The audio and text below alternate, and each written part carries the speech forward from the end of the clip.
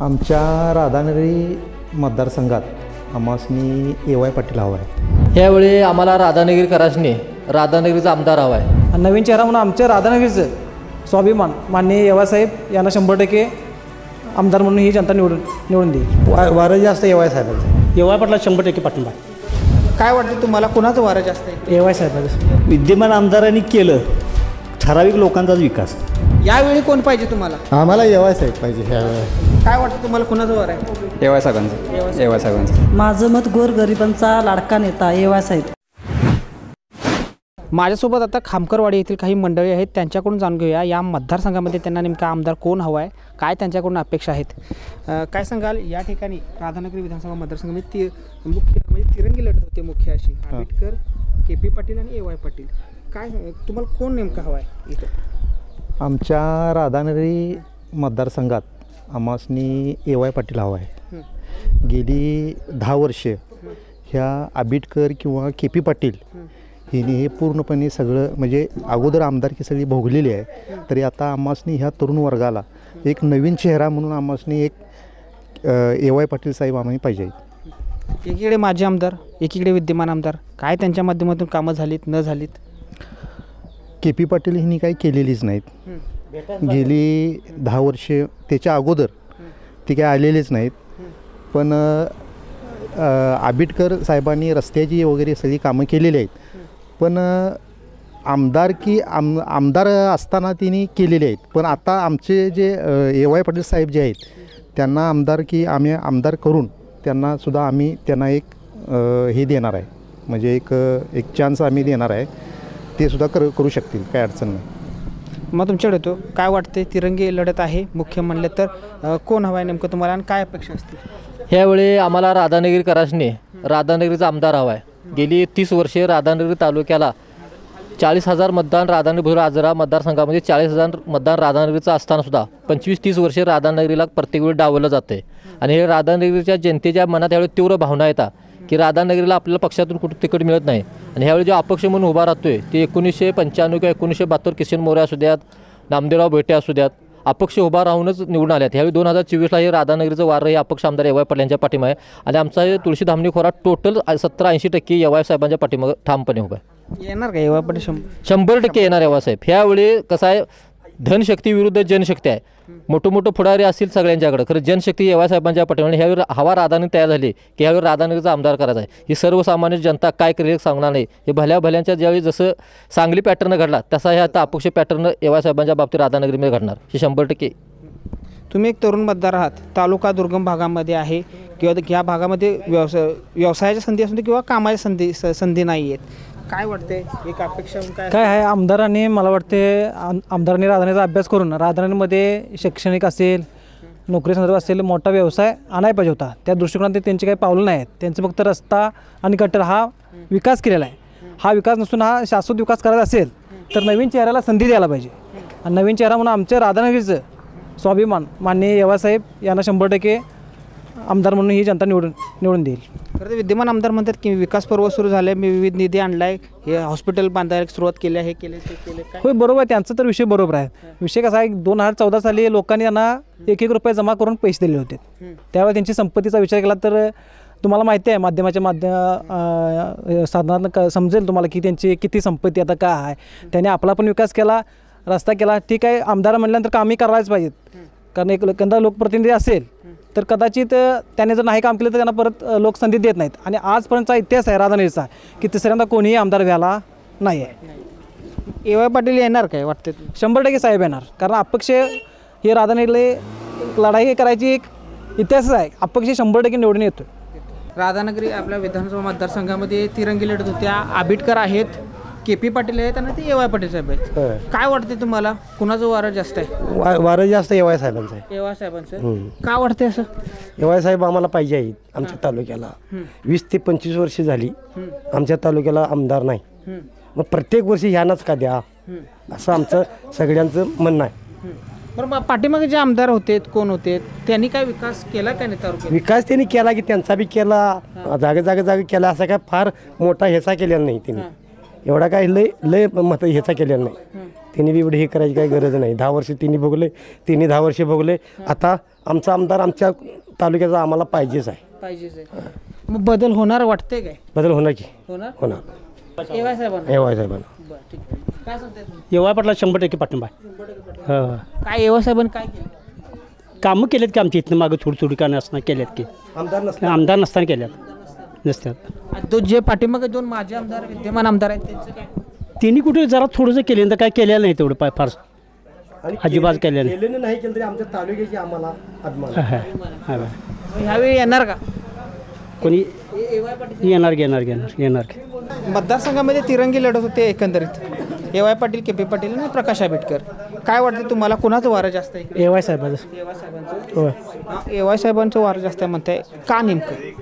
ती कामं चांगली करतात, लोकांच्यापर्यंत म्हणजे विचारपूस चांगली करतात, जनतेपर्यंत पोचतात, ते कामं चांगली करतात. मग यावेळी येतील ए वाय पाटील वाटतं? येणार 100% येणार.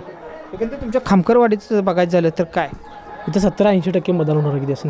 ए वाय पाटलांना काय सांगाल? मतदारसंघामध्ये तिरंगी लढत होते, कोणाचं पारडं जड आहे? काय अपेक्षा आहेत तुमच्या येणाऱ्या आमदाराकडून? येणाऱ्या आमदारांच्याकडं आमच्याकडे पायाभूत सुविधा बघितलं तर रस्ते, पाणी, वीज. लक्षात आलं का? रस्ते बघितलं तर आता इथं कॅमेरा मारून बघा, हे रस्ते आहेत निकृष्ट दर्जाचे. पाण्याची अवस्था बघितली तर आमच्या गावचं पाणी भले आता गेल्या वर्षी उन्हाळा वगैरे पडला, 3 महिने आम्हाला म्हणजे 1 दिवस आड पाणी, अशा काही गोष्टी आहेत. झाल्यानंतर येणारा आमदार आम्हाला वाटतं आमच्या राधानगरी तालुक्यातला व्हावा असं एवाय साहेबांची आमच्याकडे अपेक्षा आहे. बरं, जे पाठीमागचे जे विद्यमान आमदार होते, माजी आमदार होते, त्यांनी काहीच केलं नाही. विद्यमान आमदारांनी केलं ठराविक लोकांचाच विकास. आता तुम्हाला विकास दिसतो का? भले त्यांचा विकास काय आहे ते तुम्हाला आता सगळं काय उघडून तर सांगा नको, मीडियावरती आहे तुम्हाला. आणखीन ते का गेलेत, कशासाठी गेलेत, हे सर्व काय सांगायला असं पाहिजे असलं तर सांगतो. आणखी नाही, तुम्ही सांगितलं असं तर बरंच आहे. काय सांगायचं आता, ते कशाच्या आमिषाने गेलेत? खोके संस्कृती काय? आता तुमचा निवडणूक आयोग किंवा जी CB, ED आहे, CB ही कुणाला लावली जाते? काय वरती काय चाललं? सगळं हायकोर्ट वगैरे सगळे यंत्रणा तुम्ही हायजॅक केलेलं आहे. ह्या तुम्ही तारीख पे तारीख ज्यावेळा सरकारात फुटीरवादी गेलेत त्यावेळेला पक्षांतर बंदी कायदा काय आहे विषय लक्षात आहे. पक्षांतर बंदी कायदा त्यांच्यावर जर का असं हे लागलं असतं, त्यांच्या म्हणजे अशी पक्ष शिस्तभंगाची जर कारवाई लागू झाली असती तर हा प्रकार झालाच नसता. अजूनही आता बघा की आता नंतर एकंदर म्हणजे गुन्हा करायचा आम्ही, आणखी माझ्या मृत्यूनंतर जर मला शिक्षा भेटत असेल म्हणजे असं न्यायालय म्हणजे काय, उच्च न्यायालयाकडे काय अपेक्षा बाळगायच्या काय सर्वसामान्य माणसावी? आता आमदारांचा हा विषय आणि सर्वसामान्य माणसांचं काय होणार? या मतदारसंघामध्ये नवीन चेहरा नक्कीच तुम्हाला हवा आहे? हो नक्कीच चेहरा हवा आहे. मग ए वाय पाटील म्हणता, ए वाय पाटलांना किती तुमच्या गावामध्ये support आमच्या इथं 60% मतदान तर एवाय साहेबांना भेटणार. काय वाटतं तुम्हाला? एकंदरीत परिस्थिती काय आहे तुमच्या गावामध्ये इलेक्शनची? आता इलेक्शन म्हटलं तर किप्पी साहेब कुठं आहे ते दुम नाही, ओळख नाही, आठवण नाही. आंबेडकर साहेब त्यांनी निवडून दिलं, ते फक्त नुसतं डांबार वतायचं आणि काय केलं की मोठ्या मोठ्या लोकांनी हातात धरायचं, पुढाऱ्या लोकांनी झाला विषय, जनतेपर्यंत काय त्यांचं कामच नाही. यावेळी कोण पाहिजे तुम्हाला? हां, यावेळी कोण पाहिजे तुम्हाला? आम्हाला एवाय साहेब पाहिजे ह्यावेळी. आमचा राधानगरीचा आमदार व्हावा आमची इच्छा आहे. मग काय सांगाल? एवाय साहेब पाहिजे. एवाय साहेब का नेमका ए वाय साहेब का? गद्दारांना त्यांची जागा दाखवायची आहे ना. ए वाय साहेबांच्या मध्ये एवाय साहेब आपले राधानगरीचे आमदार आहेत, आपले स्थानिक लेवलचे आमदार आहेत. ते काहीतरी विकास करतील ना आमचा. बरं ठीक आहे, इथून मागं काय विकास झाला का नाही मतदारसंघामध्ये? रोजगाराची संधी काय निर्माण झाल्या तरुणांना? त्या आमच्या सहकार मित्रांनी सांगितले की इथून पाठीमध्ये जे काय ज्यांचा फायदा झाला ते वरच्या लोकांचा विकास झाला आहे, खालच्या लोकांचा काय झालेला नाही, तरुण वर्गाचा काय झालेलं नाही. मतदारसंघात परिस्थिती आहे तशी जैसे तेच आहे? नाही, बदलली की जैसे तेच नाही, बदलली की खरं म्हणावी तशी झालेलं नाही. आणि गद्दारपणा केला हे चुकीचं आहे ना. आम्ही मतदान का टाकलं तर त्यांच्याकडे बघून टाकलं तर तिने काय केला, गद्दारपणा केला, आपला फायदा बघेल तो बघायला नको पाहिजे. बरं, गद्दारांना धडा शिकवायला शिवसेनेकडून उद्धव ठाकरेकडून KP पाटलांना उभं केले, मग त्यांना का पाठिंबा नाही तुमचा? ए वाय साहेबांनाच का पाठिंबा?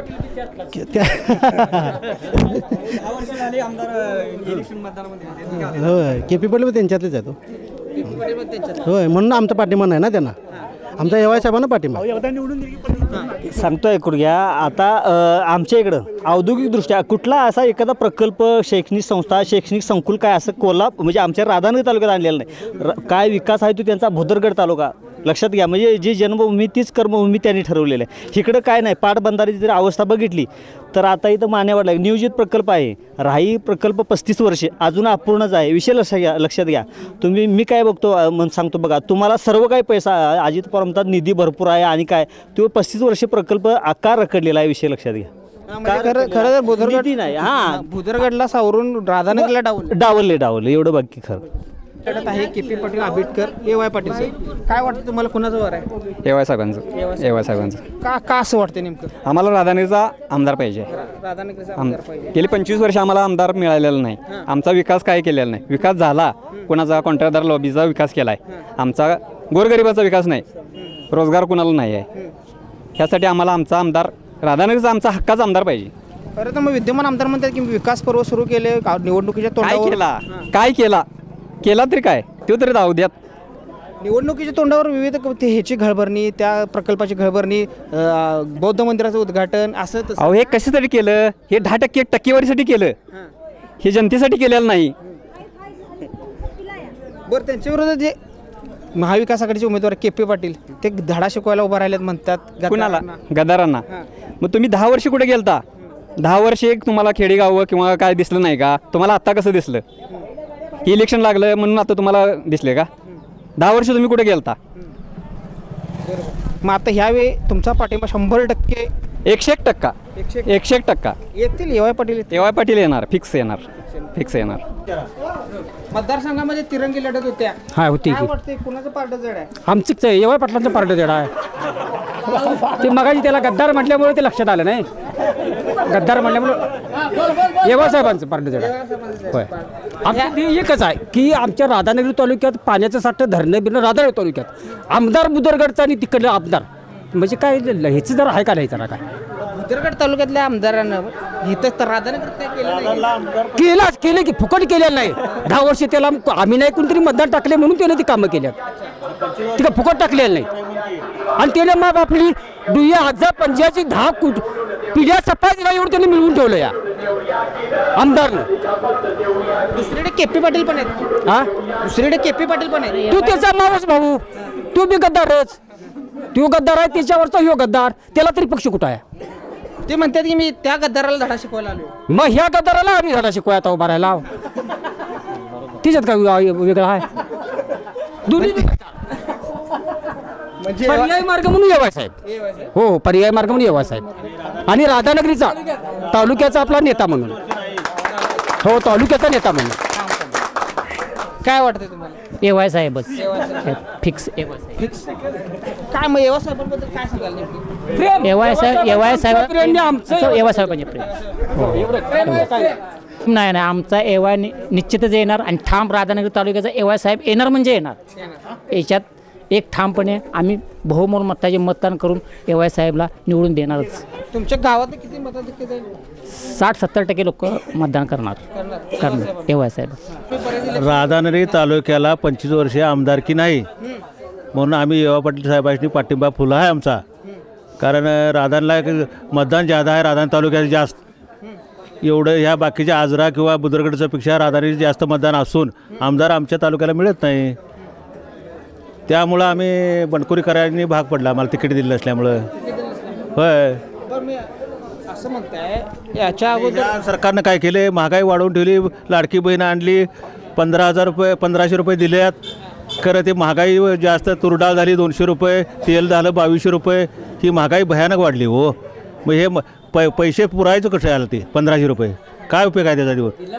लोकांनी रोजगार पोराशनी मुलाशनी का नाही आता BCOMवाली ग्रॅज्युएट पोरं आहेत प्रत्येक गावात आहेत. त्यांचं लिस्ट काढावं येणे सरकारने आणि लिस्ट काढून त्याची नोकऱ्या कुठं तरी लावाव्या.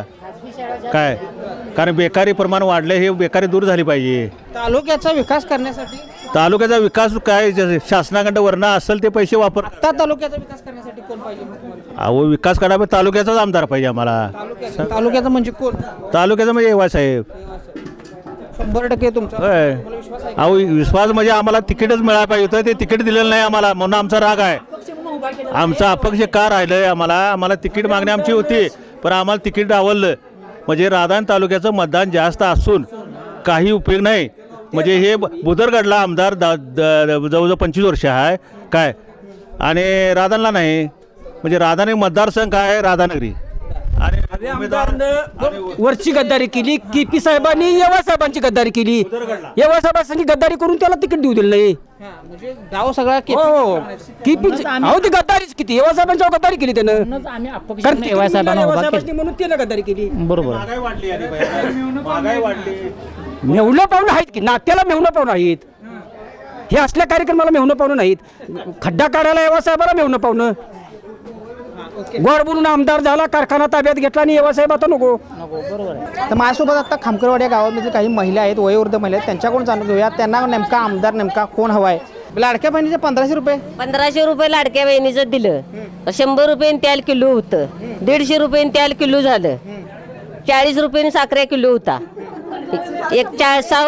4 रुपये 45 साखर किलो झाली, 150 रुपये तुरीची डाळ किलो झाली. पैसे देऊन आमचा काय उपयोग झाला. आमचं शेतकरी होता तरी बरं होतं आम्हाला. आम्ही मिळवून खायचो, 100 रुपयेचा रोजगार तोच बरा होता. हे काय नको आहे, हा 1500 काय नको आहे तुम्हाला. नाही दिले तरी बी चालते, खरं महागाई कमी येऊन दे, कमी येऊन दे. आम्हाला हाय असा दर पाहिजे. 100 रुपये किलो तेल पाहिजे, 40 रुपये साखर किलो पाहिजे, 25 रुपये तुरीची डाळ पावशेर पाहिजे, 50 रुपये अर्धा किलो, 100 रुपये नव्हती 200 रुपये झाली. 1500 रुपयेचा डबा 2500 3000 गेला. खायचं काय गोरीगरिबान. मला सांगा आता ते आमदार म्हणणार तर मी कामाच्या संधी वगैरे आणल्या तुमच्या तालुक्यात. तुमची पोरं बाळ इथं कामाला असतात, कुठं बाहेर असतात. आमची मुलं बाहेर आहेत, बाहेर आहेत. तिथे काय कामच नाहीत. इथं कामं दिली तर का दिल्याशिवाय करणार कुठली. अशी परिस्थिती आहे म्हणा. अशी परिस्थिती आहे. ही परिस्थिती बदलायसाठी येवाय साहेबांना देणार मत येवाय साहेबालाच देणार. आमची परिस्थिती आमची मुलं आता मेडेकर शिकून घरात आहेत. त्यांचा काहीतरी इकास करायला नको या साहेबाने. त्या इकासासाठी आम्ही साहेबालाच मतदान करणार. त्या मुलाचा इकास झाला पाहिजे. काय सांगाल ताई, या ठिकाणी तिरंगी लढत होते, कुणाच्या बाजूने वार आहे, तुमचं मत कुणाला असेल एकंदरीत. माझं मत गोरगरिबांचा लाडका नेता येवाय साहेब, येवाय साहेबांनाच निवडून द्यावं अशी माझी जनतेला माझी विनंती आहे. हाय की ऐकू जाते. हां बरोबर आहे. याच्यामध्ये पाठीमागे जे आमदार होते त्यांनी म्हणजे तुमच्या गावापुरतं असू दे किंवा तालुक्यातलं जे काय कामं केली असं काय तुम्हाला आठवते. काय कामं केलीत घे. शेवटी ते प्रत्येक लोकप्रतिनिधीचं ते कर्तव्यच असते. ज्या खुर्चीवर बसलेला असतो त्यांनी ते आपलं हक्क तेव्हा म्हणजे कामाचा हक्क बजावायचा असतो. खरं येवाय साहेबांचं कसं गोरगरीब जनतेपासून म्हणजे तिने आपल्या घराचा कधी विचार केला नाही. माझ्यासारख्या सामान्य लोकाला म्हणजे माझी सासू सासरे लाकडं कोसं विकत त्या घरातल्या बाईला एका बरोबर पंचायत समितीच्या सभापतीपर्यंत मान कुणीच दिला असेल तर ते येवाय साहेबांनी दिला. त्यासाठी गोरगरिबांचा नेता येवाय साहेब आहे. म्हणून मला अशी जनतेला म्हणजे आमच्या राधानगरी आजरा भोदरगड तालुक्याला विनंती आहे की या गोरगरीब जनतेला की येवाय साहेबालाच निवडून द्यावं अशी माझी विनंती आहे. येणारच एवढी गॅरंटी आहे.